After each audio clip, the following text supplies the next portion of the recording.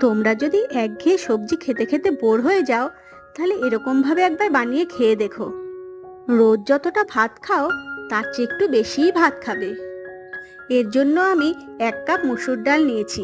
সেটা ভালো করে ধুয়ে 1 ঘন্টার মতো ভিজিয়ে রেখেছি। 1 ঘন্টা ভিজিয়ে রেখে বেটে নিয়েছি। বাটার মধ্যে দিয়েছি নুন, চিনি, কাশ্মীরি লঙ্কা গুঁড়ো আর হিং।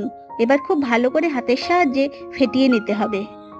এবার একটা গোটা পাঁপড় থালার মধ্যে রেখে হাতের সাহায্যে অল্প অল্প জল দিয়ে মাখিয়ে নিতে হবে। তারপর এই ডালটা তার মধ্যে দিয়ে রোল করে নিতে হবে। এবার মাঝখান দিয়ে পিস করে তেলে ভেজে নিতে হবে। সবগুলো ভাজা হয়ে গেছে। এবার ওই তেলেই জিরে, তেজপাতা ফোড়ন দিয়ে মশলাটা কষিয়ে নেব। এখানে আমি আদা, জিরে, টমেটো, শুকনো লঙ্কা, ধনে গুঁড়ো আর ছোট এলাচ একসাথে বেটেছি। জল দিয়ে ফুটে উঠলে ছেড়ে দিলেই রেডি।